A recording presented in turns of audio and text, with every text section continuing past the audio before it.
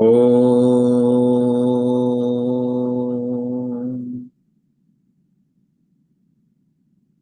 सहना भवतु सहनौ भुनक्तु सह वीर्यं करवावहै तेजस्विनावधीतमस्तु मा विद्विषावहै ॐ शान्ति शान्ति शान्तिः ॐ सर्वे भवन्तु सुखिनः सर्वे सन्तु निरामय सर्वे भद्राणि पश्यन्तु मा कश्चित् दुःखात् भाग् भवेत्. We pray for the happiness of one and all. May everyone be comfortable and happy at all levels of the personality. Spiritually, may we see that which is auspicious and divine. May there be no suffering anywhere. Om Shanti, Shanti, Shanti. We'll chant one verse in verse 25.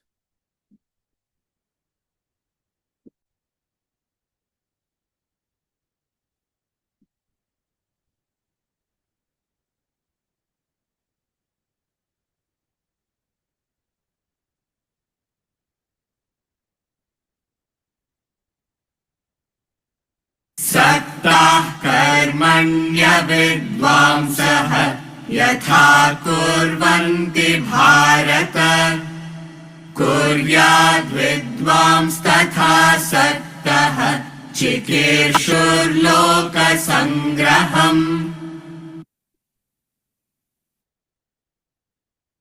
So this was the last verse which we were covering last week.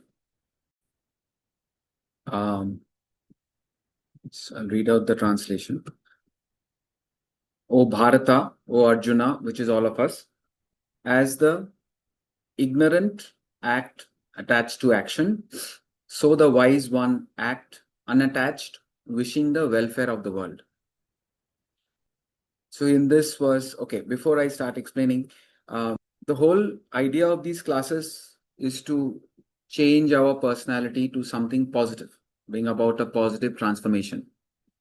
We hear these higher values of life, which is Shravana. Shravana is listening. It gives us some important information, which is food for thought. As we contemplate and reflect upon these higher values, it has a dual effect, which is it calms the mind, it makes the mind stable, and it gives intellect food for thought. So the intellect also becomes sharp. We suffer in life because the mind is pure. Once the mind is pure and stable, the intellect is strong, then we are sort of in control of our life. We can say we are sorted, as it were. So the purpose of the class is develop the intellect, purify the mind, eventually find out if there is a ultimate truth in life, which every now and then these classes are a blessing to remember what is the ultimate purpose in life. Is there an ultimate goal in life? So all these concepts gets repeated over a period of 4 to 6 months. Even at the academy, the 3-year course, students join at any time. If it was only once in 3 years, then so many people will miss out. So there is no what you call, you don't have to wait for the start and the finish. Whenever you start, within a few weeks, you slowly understand what the subject is saying. And then it's a question of practice. The more you practice, the information, which is knowledge, becomes wisdom. When it's wisdom, you live it. In fact, chapter 3 will cover it. When it's just knowledge, you know it. But to convert wisdom is the challenge, where you have to keep thinking, keep reflecting. So, and I keep giving opportunities to ask questions. So anybody has any doubt, you can text me the question or you can ask it in the class. So this was Sri Krishna is dividing the people of the world into two categories, ignorant and the wise. Before knowledge, we are in ignorance. Sometimes we are not even aware that we are in ignorance. It is suffering that makes us seek something higher. And then with knowledge, we become wise. Ignorant act attached to action. and the wise one act unattached. So this is something that we have to really grasp. What is being attached to action and what is being unattached to action. Few verses earlier, he says a human being who performs actions without attachment will reach the supreme. Supreme means a state of perfection which a human being alone can aspire for and reach. We must understand that in this world of this infinite variety of living species, there are species which are extinct every day. There are species which are discovered every day. And in each species, there are infinite number of numbers could be infinite. Human beings are just 8 billion. Of all living creatures, human beings alone have a choice of action. Of all living creatures, human beings alone are capable of entertaining this thought. Can I become a better human being? No other animal can do that let me try and become a better. They have a fixed pattern of life. They have no choice of action. In fact, this topic is highlighting that great blessing, which can become a curse as well, that humans alone have this choice of action. No other creature has a choice of action. If you understand the life of one tiger or one zebra or one deer, their lives are fixed. Doesn't happen that one tiger became a cricketer, another tiger became a scientist, another tiger became a terrorist. It doesn't happen. They all live the same life. You can summarize it as they are born, they survive, they procreate, they die. This is the life of all animals. Human beings alone can have this thought. Can I become a better human being? If you continue to improve yourself, and the scriptures guide us, what is the improvement? What is the improvement at the physical level, emotional level, intellectual level, and ultimately, what is the spiritual perfection? What is loosely called God realization or self realization? That is the state of supreme, where you are totally unaffected by what the fluctuations of the world. You find a divine bliss within yourself. You become very dynamic, you become very selfless, you become a sort of an embodiment of love. That's the state of supreme. So to reach that supreme, we have to act unattached. And here he gives one tip. Act unattached, wishing for the welfare of the world. Now this what is attachment, it will continue to come over and over again this in chapter. So we'll take it up in the subsequent verses. Verse 26. Anybody has any question? Right. 26, we'll chant it once.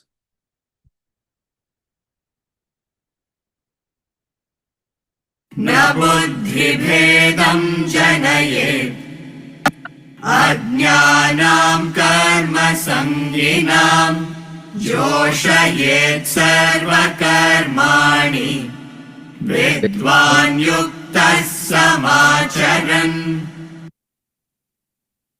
Let not the wise man unsettle the minds of the ignorant attached to action, acting united with the self, let him render all actions attractive. Let not the wise man unsettle the minds of the ignorant who are attached to action, acting united with the self, let him render all actions attractive. Now,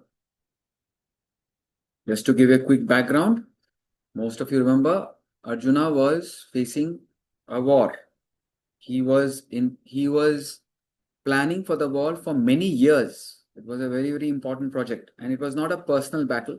It was a battle between a good government and a bad government. People were suffering. And on the verge, at the zero hour of the battlefield, he collapses emotionally because he started looking at the whole situation from a very personal angle. How can I kill my guru? How can I kill my friends and relatives? He did not see soldiers. As emotions takes over, he completely collapses. We lost the first chapter because Arjuna was blabbering. He was talking nonsense. That's how what happens when the intellect becomes confused, completely overwhelmed by emotions. So we say when you're emotional, don't take any decision. Don't act. Remove yourself from that situation and allow the mind to calm down. And fortunately, Arjuna surrenders to his friend Krishna, not realizing that Krishna was a very evolved person. He didn't realize he was an avatar. He didn't realize that Krishna was an evolved person who had the knowledge to help him. But by some divine grace, he surrenders to Krishna. And then Krishna had to, first of all, give Arjuna the time to receive the knowledge. He had to allow the Arjuna's mind to settle down. And keeping with the tradition of the scriptures, he imparts the highest philosophy. In chapter 2, the highest philosophy is imparted, which is the description of an enlightened person. In fact, before that, he gives the knowledge of reality. There is a reality which is indestructible, which is eternal, which is all pervading. And individuals will have a birth and death. And he keeps on telling Arjuna, what are you grieving about? If you are the self, you are eternal and all pervading, eternal and indestructible. And if you are a limited individual, birth and death will go on. So what are you worried about? So Arjuna wakes up a little bit and asks, how does an enlightened person function? And then he gives a brilliant description, the last portion of chapter 2, the description of an enlightened person. In the beginning of chapter 3, from chapter 3, actually the real knowledge starts, in the sense, in a sequential manner. In the beginning of chapter 3, Arjuna asks, Are you are giving such a high-fi philosophy, you're talking about the reality, but you're telling me to fight this war, to kill. Tell me one thing, should I act and fight, or should I go home and study about the reality? So then Krishna explains that in the beginning we need to act. Once we act in the right manner, the mind settles down. Once the mind settles down, you are available for contemplation upon the ultimate. So to the extent we are contemplative, study a little bit, but most of the time we have to be engaged in our duties and responsibilities.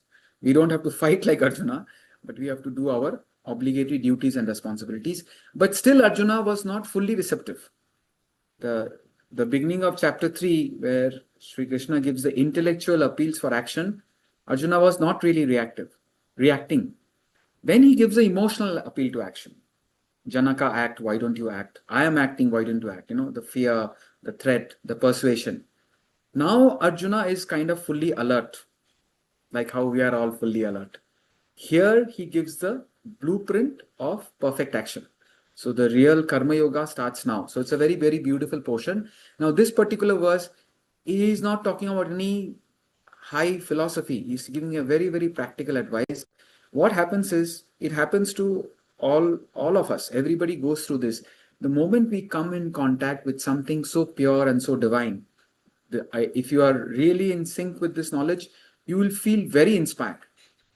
I remember when Swamiji was teaching us, he used to say that when he heard Karma Yoga, he was fully charged, he was fully fired up to act without attachment.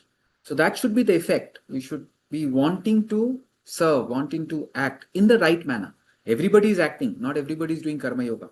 The whole world is acting, right? That's why there is so much of prosperity and productivity. But not everybody is acting in a spirit of Karma Yoga.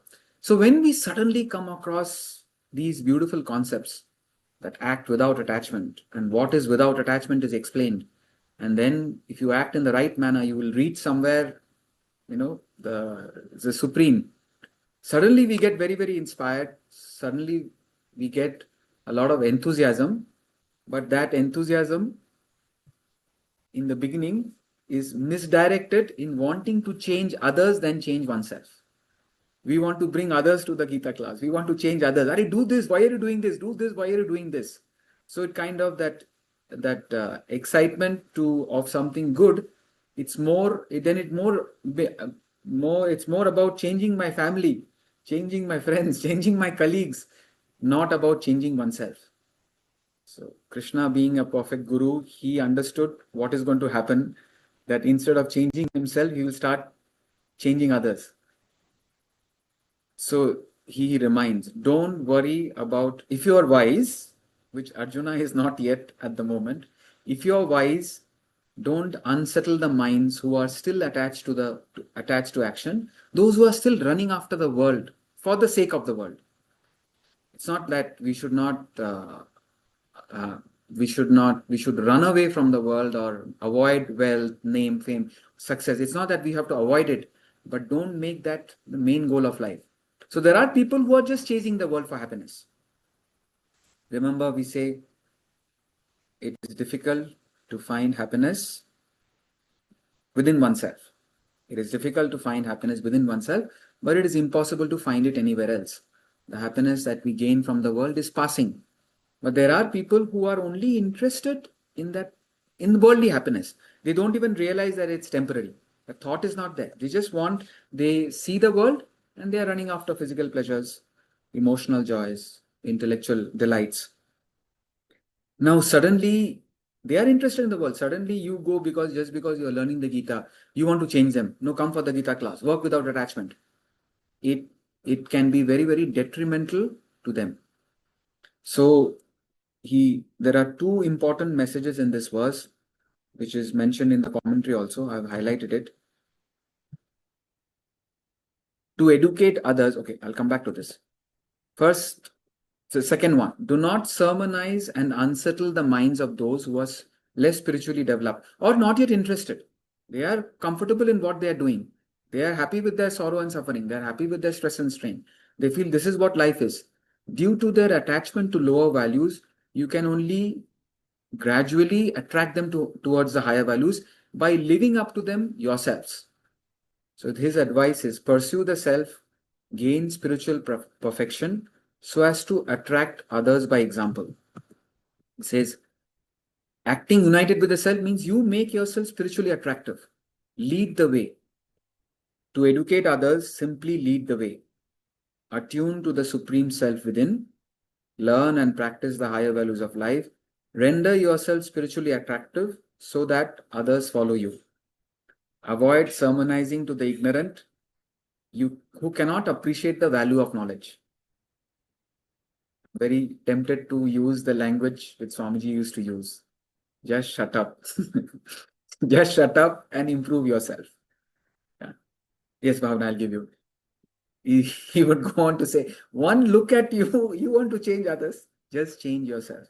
Even in these classes, we say that it's a good opportunity for us to remember what we have to live. The Swami Ramatita says the greatest lecture is your own lecture to yourself. So, okay, in some ways I'm sharing this knowledge. In another way, I'm speaking to myself. At least a real master preaches what he lived. Other sincere seekers, we have to live what we are saying, what we are studying. Whatever the Bhagavad Gita is saying, we have to sincerely live it. So don't worry about changing others. Of course, see, if you tell them, read the book or come for the class, they may not come. But you leave the book around and don't say anything, there is a chance they'll pick it up. Only time you have to force. Force means, see, now I'm giving a different example. Bhavana, I'll come back to you. Remember your question. I'm giving a different example. See, force has to be used in a very, very specific circumstance. Otherwise, don't force people. Allow time for them to grow. Suppose a child is being bitten by a mad dog and it's crying, I don't want injection, I don't want injection. You will give the child a tight slap and give that injection to save the child's life. So force has to be used in a specific circumstance where you're very clear something is harmful. And first of all, you should be very clear what you are forcing. You can force when, in this context, in the context of exposing others to higher values, if you have a child, encourage them, even if they don't want, encourage them to participate in the youth camp. Sorry, what happened? 1 second. Okay, some pop-up came. Youth camp, which are from 13 to 25 years old. Once kids must be exposed to youth camp. The greatest blessing a parent or an elder can give to the youngsters is there is an intellect. Once they know the intellect which will tell them what is right and wrong, they have an internal control. Mind can tempt to anything. There is an intellect. Use your intellect, which is your best friend, to decide what is right, what is wrong, what is good and bad, and then do whatever you want. So exposing them a little bit to knowledge is very important. That's a youth camp. Or when there is a big event in the city, like we have the Gita Yagna or Sonandaji, some lecture, we had the power of love in Mumbai. Then you invite and say, come. It's a big gathering. Otherwise, render yourself attractive. So I'll come back to it. Bhavna, your question? Yeah. So you said that if you try and tell people who are not yet spiritually developed, it's detrimental to them. What do you Yeah. mean by that? See, they are not, it's almost like you're forcing a little child to sit for a class like this. A little child wants to run around. It can have an effect of suppressing them. Moreover, when people are not ready, it's like throwing a ball to the wall. It rebounds back. You will spoil the relationship. Any growth happens in an atmosphere of freedom. So you would be surprised. The person who has least interfered with our spiritual journey is Swamiji himself. This morning I was just trying to recollect. He would tell us that wherever he goes, he asks one question: Are you studying? Are you studying? Are you studying? But I have never seen him ask it to anybody. You see, he's indirectly saying it. I've never seen him ask anybody. He is not putting a CCTV to monitor who is doing what. He keeps his teaching to the class. At his level, he must be seeing all the wrong things that we are doing. But in the class, he will tell what has to be done. And the class, knowledge is taken, never given. All of you are here, therefore the class is happening. You cannot force your knowledge to others. When Arjuna also surrendered, then Krishna spoke. So the principle of education is knowledge is always taken, never given. So in the class, he is guiding us. But whether we are living up to the knowledge, what we are doing, least interference, he would never ask. And probably he is the person who is seeing how involved we are, how egoistic we become, how selfish we are. In spite of having the knowledge should inspire us to have positive, friendly feelings and be kind and loving to others. He could see people fighting, but he would never interfere. Growth, you give person time to grow. So like a river turns in a curve, not in right angles. An expressway turns in a curve, not in right angles. So you suddenly can't force people to change. It'll put them off. So it's that way it's harmful.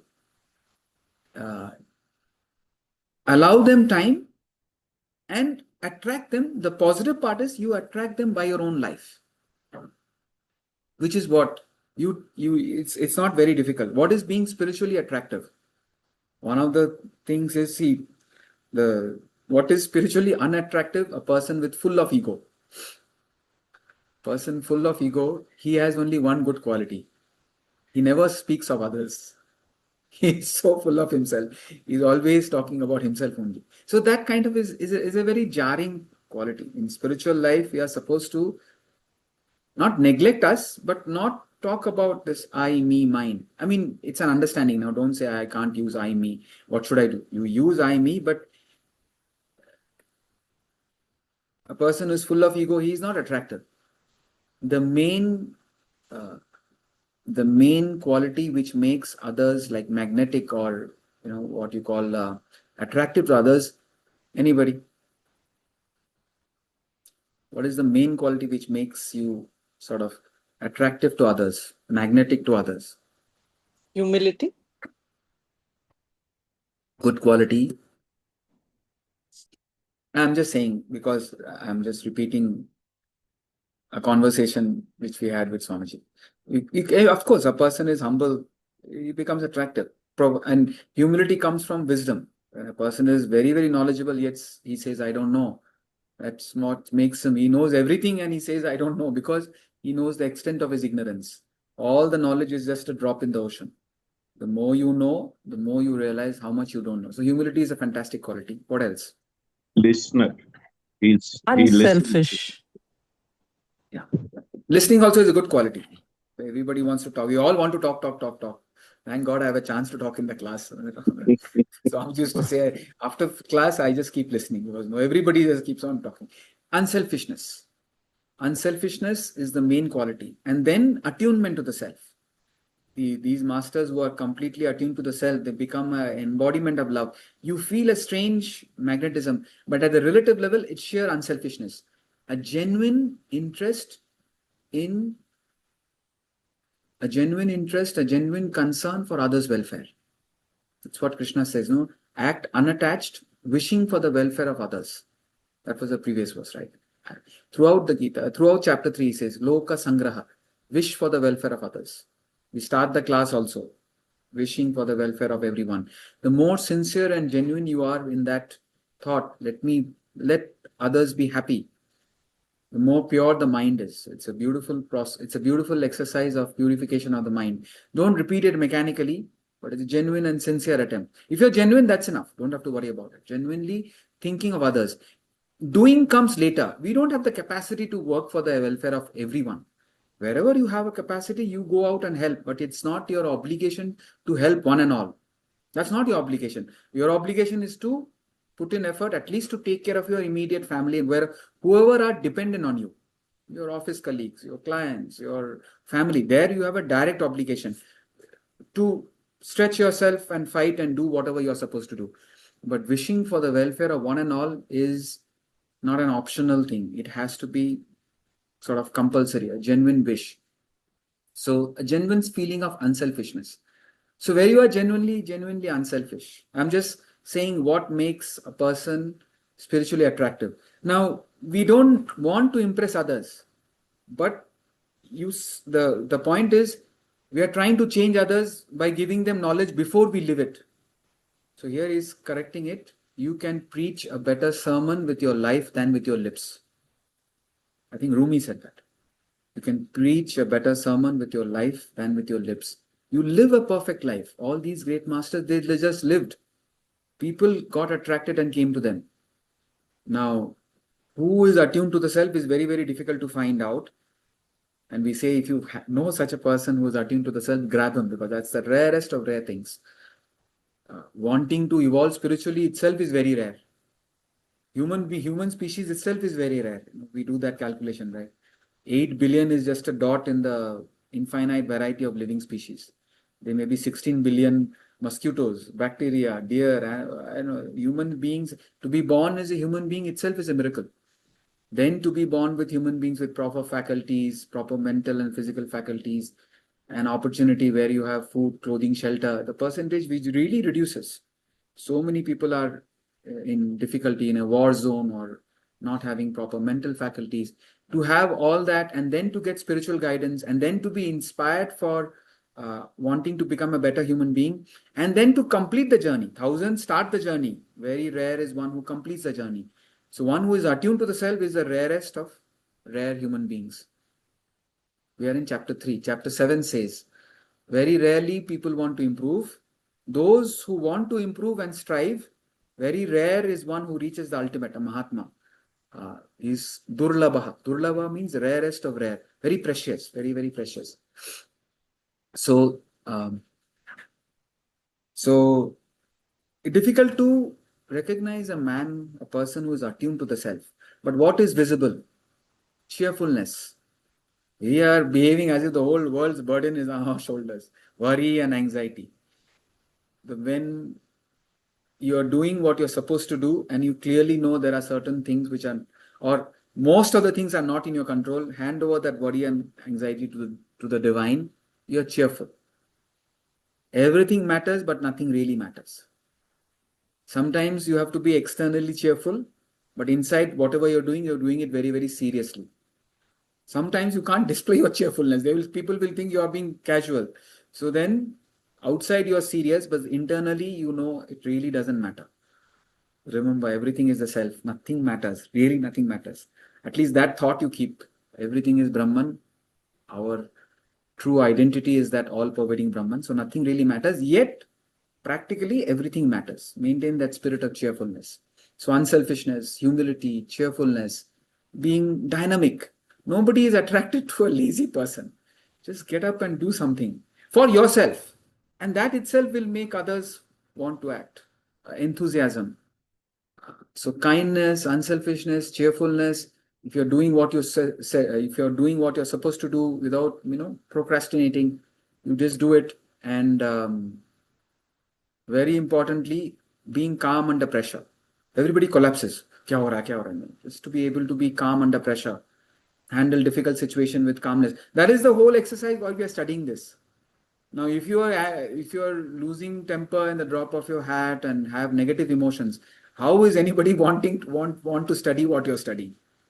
So if you are cheerful, if you're unselfish, if you're calm under pressure, um, genuinely treating, see, the real test of character is how you treat your workers, how you treat your drivers, how you treat people who are subservient to you, as it were. That's where the real test of character comes. So that's how you attract people to this knowledge. They should ask, Are, how can you be so cheerful when your life is so tough? See, there's a story I heard. I've not met that lady. That lady had lost her husband within a few years of her marriage, like 3-4 years of her marriage, and a child was born. She worked hard, and the child was, 26, 27. Whenever the boy's marriage was fixed, and the child died. And now the lady must be in her 60s. Wherever she goes, she's the center of attraction of the party. Like, she's laughing and joking.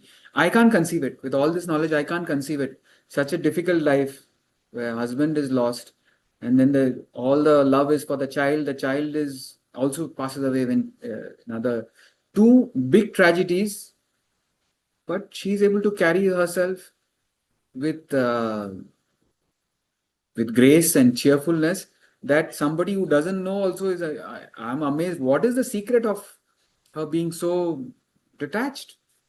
It's not it's impossible that she didn't feel sad when her husband passed away. She must have been shattered when her son passed away, but she's able to have that strength to move on. What is that secret? So now, even if you hear the story, you are attracted. Now, if such a person is near you, obviously others will want. What is that secret? So unselfishness, kindness, calmness, cheerfulness. Nobody wants a serious, boring person around, right? We are studying so that whatever we do, we can do it cheerfully, with enthusiasm. That's a sattvic actor, utsaha. He does everything seriously.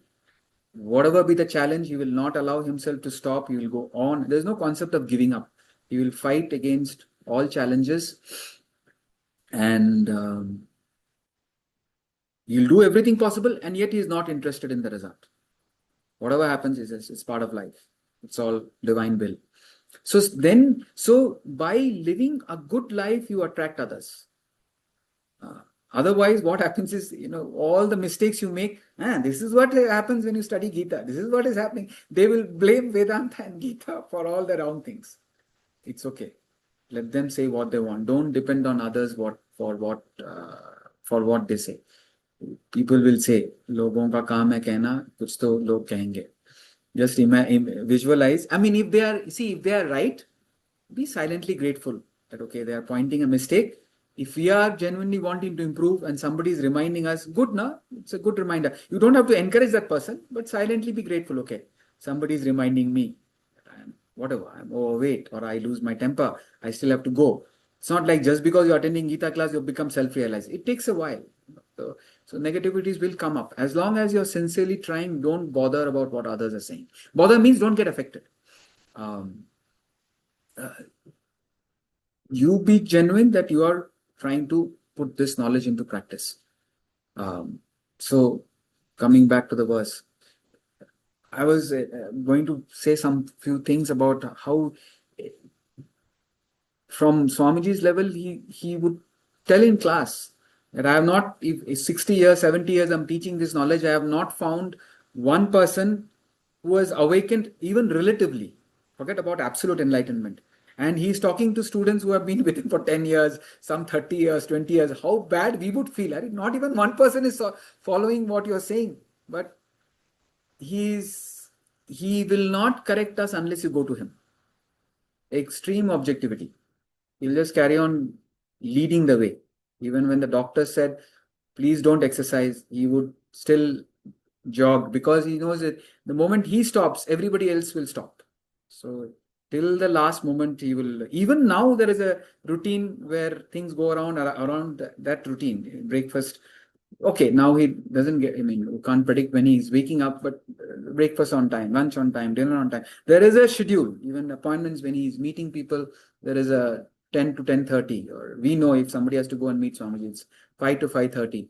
So lead the way. Whether others come or not, it's kind of their thing. So, right in the beginning, he's cautioning Arjuna. You will make yourself spiritually attractive. Attune with yourself, will cover some other place. Learn the higher values of life. If others, depending on your rapport with others, are wanting to know something, of course you should share the knowledge. But in your excitement, don't try to change others when particularly when they are attached to action. They have no doubt that what they are doing is right. This advice will be repeated. I think in the 29th verse, he again repeats it. So it's very, very important. Don't worry about changing others, change yourself. Be the change, they say, be the change. Verse 27.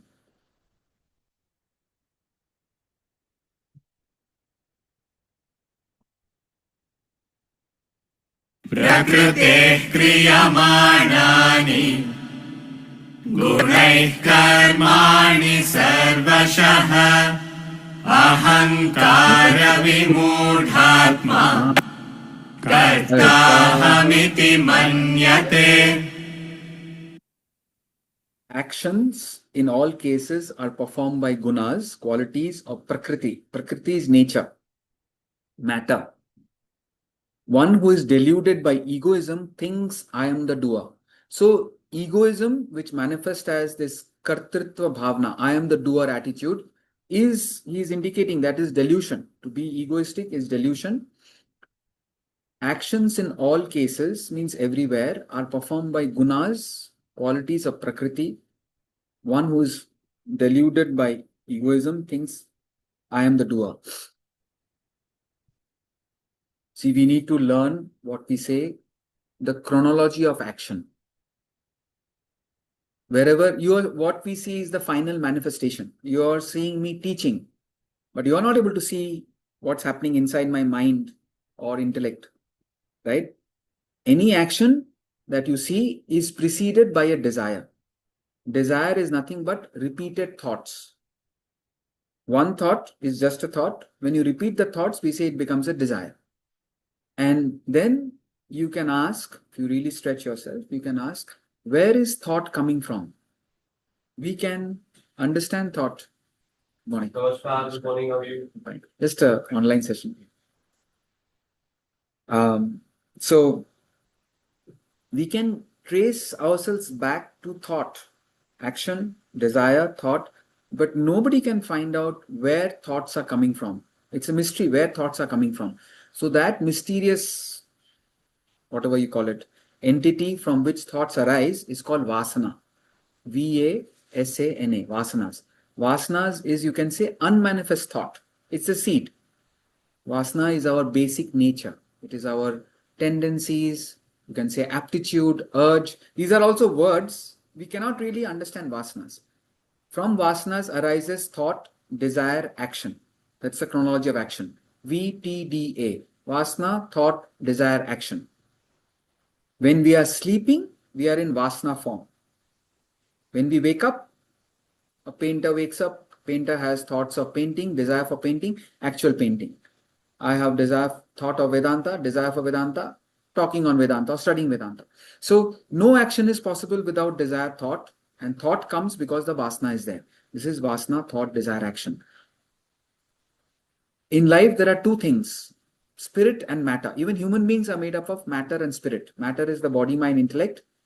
Spirit, which we cannot really conceive, but it is the divine life spark, the Atman, the pure consciousness, which gives life to the body, mind, intellect.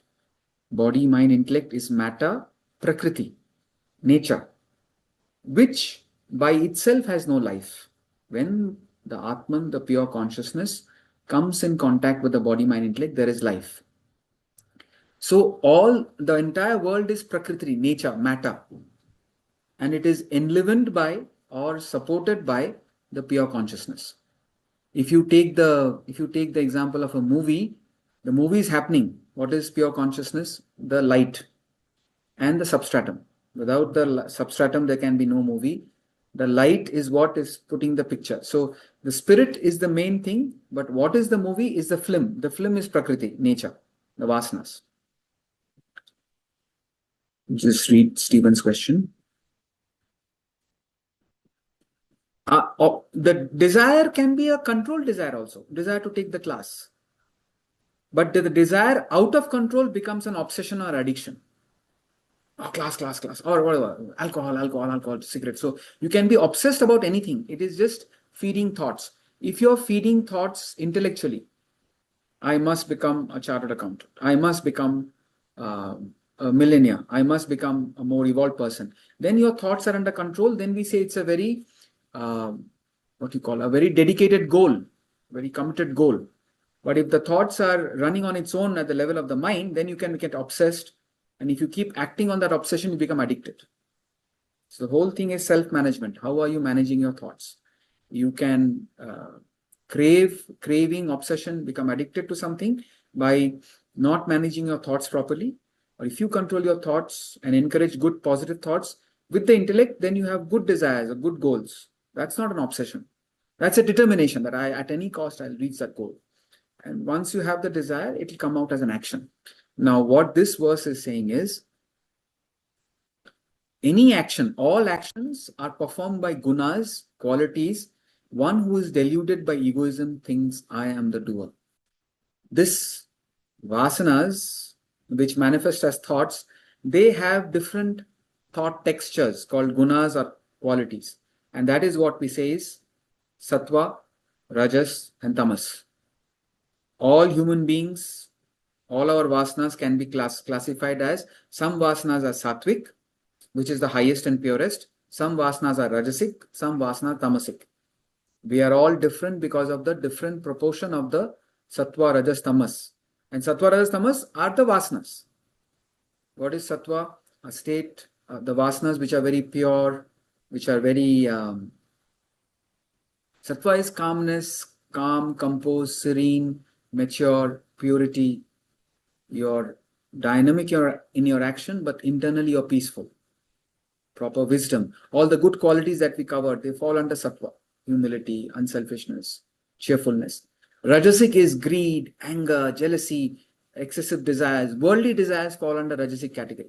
Spiritual desires fall under sattvic category. Negative emotions, rushing, hurrying, worrying all the time. So mind-led functioning, that's rajas. In fact, rajas makes you function mind-ledly. And by functioning from the level of the mind, you become more rajasic, which is a sick. Tamasic is sick. Rajasic is sick. Sattva is not sick. Sattva is pure. Calm, composed, serene, mature. Rajasic, all the negative emotions. Jealousy, anger, greed, selfishness. Ego is rajasic. Tamas is inaction, indifference, careless, reckless, heedless, inaction. Now, our vasanas have all three qualities. The vasanas will helplessly manifest as thoughts, desire, and action. Now, what is delusion? The delusion is in which we are all stuck. You identify with your thoughts, desire, with your actions and body, and you think, I am the doer, kartrita bhavna. I am doing it. See, ego has to be dealt first relatively and then at the absolute level. Here, probably is talking at the absolute level. The absolute level is, we are not this individuality. I am not Basab. I am playing the role of Basab. So, truly speaking, I should have nothing to do with my vasanas, my thoughts, desire, and action. I am playing that role. I am responsible for what this individuality is doing. But I am not this individuality. I am that Supreme Self. I am the Supreme Self, now believing myself to be this individuality. And in that belief, I am saying I am doing everything. That itself is delusion. To believe I am Basab and to identify with my body, mind, intellect, and my thoughts, desires, and actions, and believe I am the doer. I am doing everything. I. That the ego is that sense of individuality, the sense of I-ness, sense of my-ness, the sense, that thought which says, this body, mind, intellect is me. And throughout our life, we are entertaining that thought. Nobody has a doubt that I am not Basab. I mean, it's only when the scripture suddenly comes and gives a jerk, and we go down to the Guru because of this one vital information that you are not this body, mind, intellect. You are not what you believe yourself to be. You are not Ganesh, you are playing the role of Ganesh. You are not Priyanka, you are playing the role of Priyanka. The body, mind, intellect belongs to you, but you find out your true identity with the self. So one who says, what is non-delusion? I am the self, body, mind, intellect is functioning. Self doesn't function. Petrol doesn't go anywhere. Petrol is just there. Without petrol, car will not move. The car is going because the driver is deciding where to go. Petrol has got nothing to do with it. Now, our true identity is the petrol. What you write with the pen, you are deciding. What is the self? The ink itself. Without the ink, you cannot write. But the ink is not writing, you are writing. Your true identity is the ink, the self. Does it mean witness the self?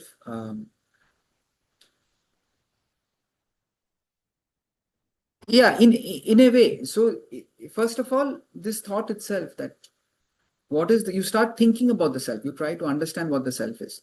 There is an enlivening principle which is different from the body, mind, intellect. Electricity is different from the bulb, the heater, the air conditioner, the fan. So now you identify with the fan and says, I am giving air. I identify with the bulb and saying, I am giving light. Now, the right understanding is I am electricity, which at the moment I don't understand, but at least the thought is put.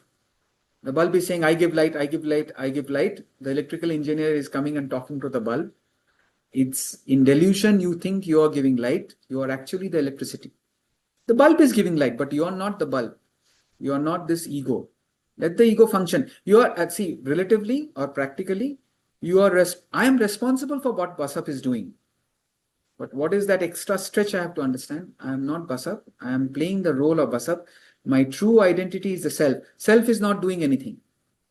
Basap is doing, the ego is doing. So when I have absolutely no concept of the self, and I believe I am this individuality, then that last line applies. In delusion, in delusion, in egoism, you believe I am the doer. We are not this individuality. We are playing the role of individuality. Let the vasanas manifest.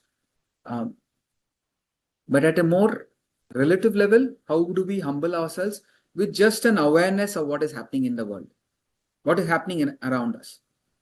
In no action, okay, this action of taking the class, if I say I am taking the class, it's not incorrect. But if I say I alone am taking the class, it's incorrect. I give the same example which I've heard from Swamiji. In a sense, you can put it in any action.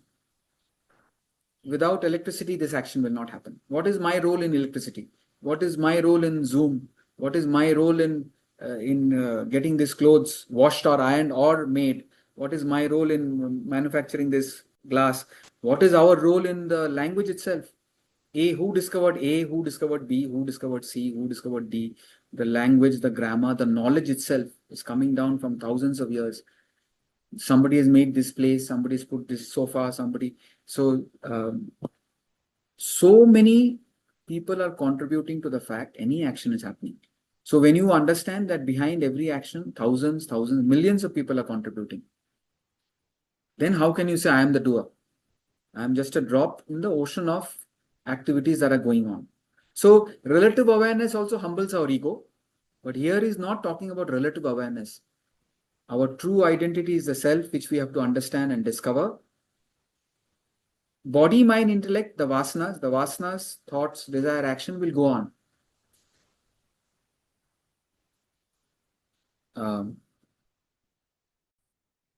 Actions are performed by the gunas. Prakriti, which is vasanas, will just manifest as thoughts, desires, and actions. By identifying with this, the individuality, the body, mind, intellect, we think we are doing it. So what should we do? Manage your body, mind, intellect. Management is done by the intellect. The intellect is the steering wheels.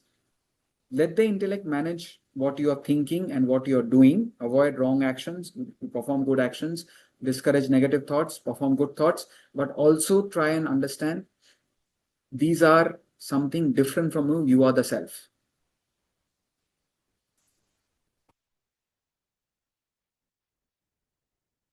We'll take up questions in the end or in the beginning of the next class. Verse 28 we'll chant.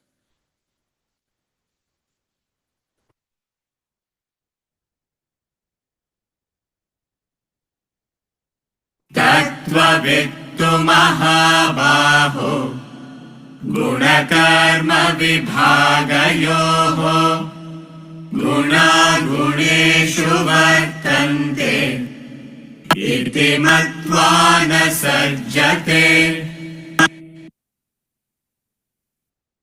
But he, O Mahabhavo, with true insight, we are trying to gain that true insight into the distinction of gunas, qualities, and actions, knowing that guna as senses abide in gunas as objects is not attached. So I had mentioned in the flyer, this is the key to detachment. See, this chapter, Karma Yoga, is very famous. The whole topic is very famous. In that, this particular verse is very, very like oft quoted. That term, Swami used to tell us, memorize that term. Guna guneshu vartante. Gunas will function. And you have got nothing to do with the gunas. Now, when we don't have that separation, or that when we get caught up in the gunas, when we get attached to the gunas, then we are not detached. So getting caught up in the gunas is what Stephen mentioned there, witnessing the self. This, what the term is, objectivity. Objectivity is when we watch a movie. The movie is going on. We get fully involved in the movie. You're laughing and crying, but you never forget that you are apart from it. If it's a brilliant movie, you get involved temporarily, but you remember, there is no doubt that the movie is just a story which is happening. I have got nothing to do with it. I have got nothing to do with it. I have got nothing to do with it. Similarly, we have to gain that objectivity. Gunas will function. In others and in you. So it is not to judge others, but it is to assess others. So this verse says, Guna guneshu vartantane means guna will helplessly manifest. A sattvic person will be sattvic. A rajasic person will be rajasic. Predominantly rajasic person. A tamasic person will be tamasic. In our words, a person who has a kind nature, he will be kind. A person who is short-tempered, he will be short-tempered. A person who is unselfish will be unselfish. A person who is egoistic will be egoistic. A person who has a nature where he is always late, he will come late. You cannot expect him to come on time. So through this verse, that gunas will helplessly manifest, what we learn is people will be what they are.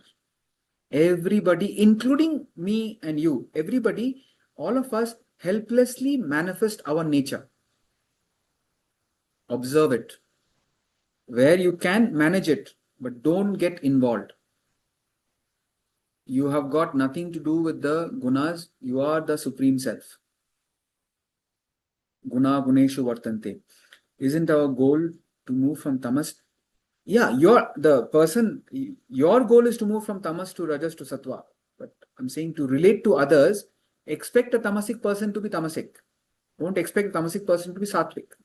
In a person who is lazy and indifferent, you can't suddenly expect him to be very, very bright and jump up and get up and perform actions. First of all, we must gain clarity. What are the three gunas? Sattva, the pure qualities. Rajas, the involved, a person who is very involved and he has negative emotions. He gets stressed out. He's anger. He's jealous. He's selfish. He's egoistic. Tamasic person is lazy, indifferent. First, we have to understand, it's not again to judge others. Judging is, assessment is that he is lazy. I don't like he is lazy, or he's bad, he's lazy. That is, you put that your personal opinion to that matter, then you are judging. Understand people as they are. Don't expect them to behave different from their nature. Where you find tamas in you, get into action. Where you get involved into action, apply your intellect and knowledge, become sattvic. Yes, our goal is to rise from tamas to rajas, to become sattva. Enlightenment is 100% sattva. Right now we have lots of tamas and rajas, so we have to deal with that. That is the sadhana. Where there is tamas, get into rajas. Where there is inaction, indifference, ignorance, get into activity. Some desire you must have. Start feeling for something, do something, and get into right knowledge. Then when you have a perfect control over yourself, then you slip into sattva. Sattva requires knowledge, requires time and effort. So it's a fantastic verse, fantastic phrase. Guna guneshu vartante. If you want, understand things as they are, if you understand people as they are, if you understand life as it is, you understand gunas will function, then you don't get agitated. You have right expectation. So from this verse has the concept of assessment come. We talk about assessment, no? Where you have perfect assessment, there cannot be stress. What is assessment? Understanding things and people to be as it is, not what you would like them to be. We might want a perfection everywhere. We impose our mental pattern everywhere.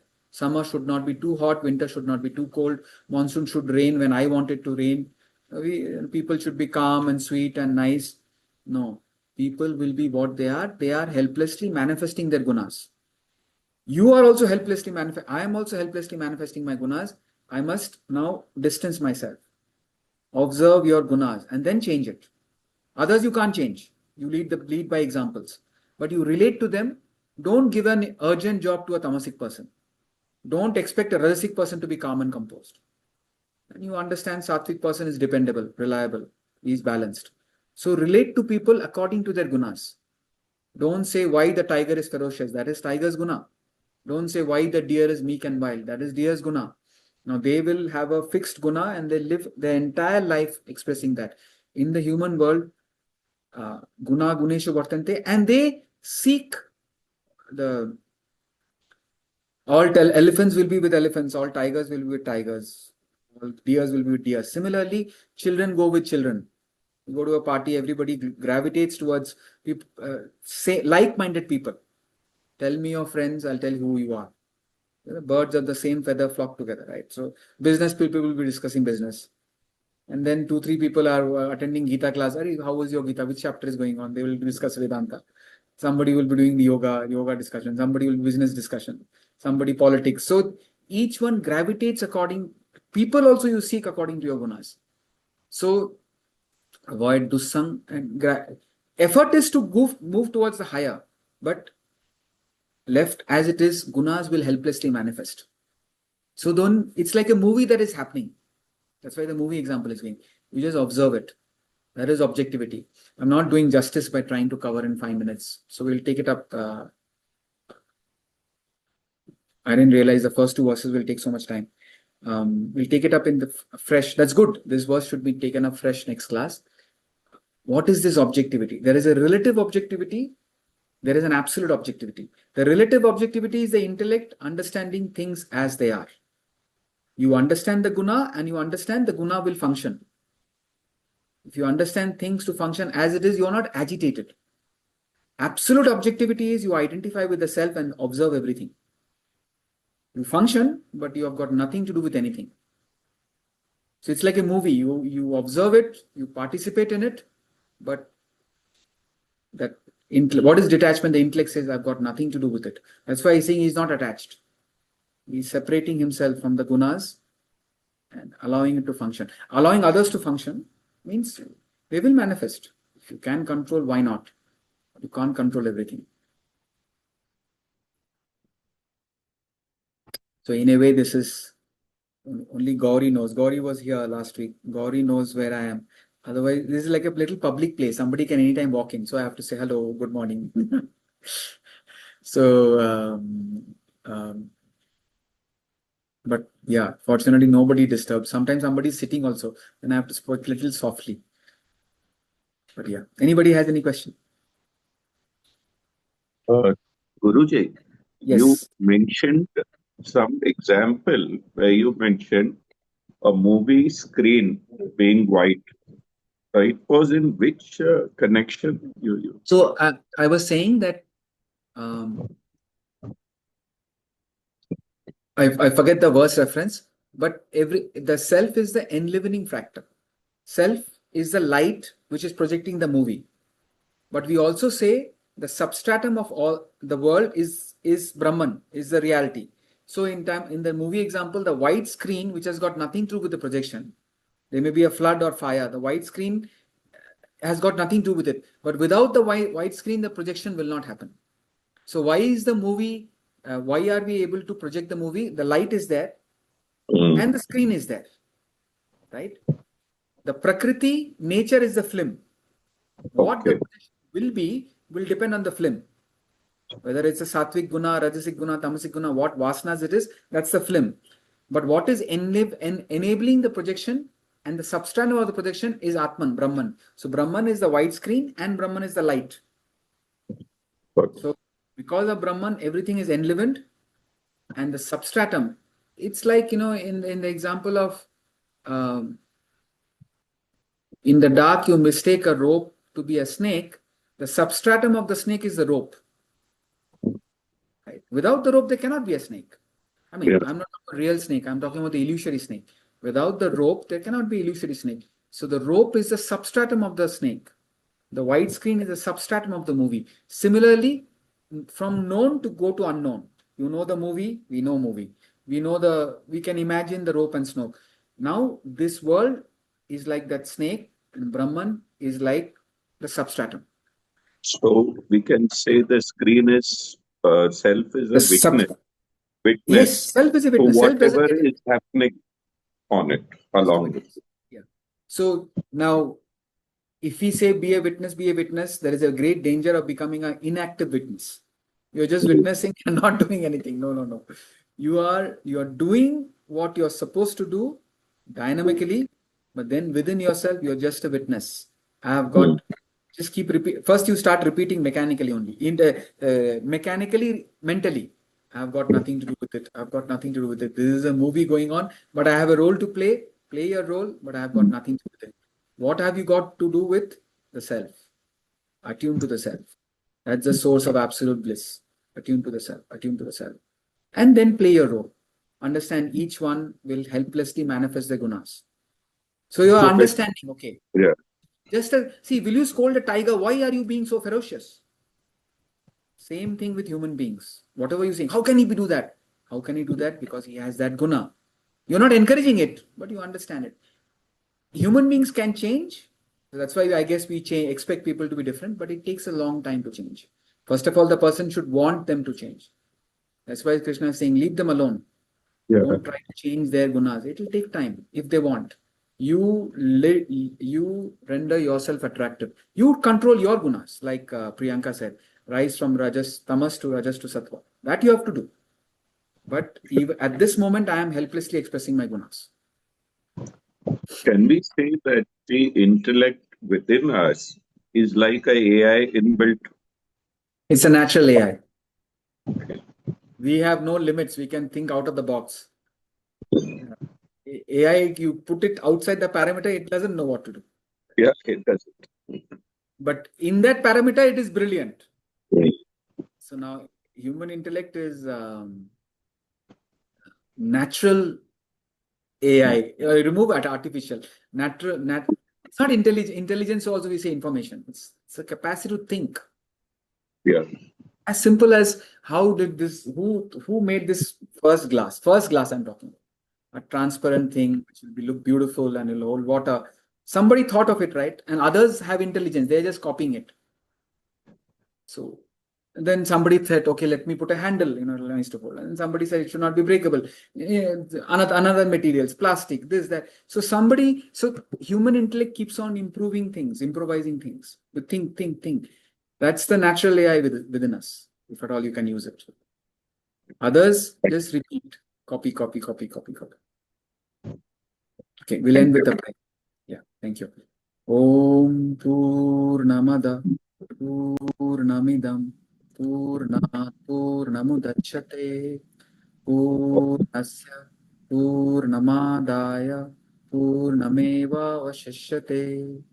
Om Shanti Shanti Shanti. Thank you, everyone.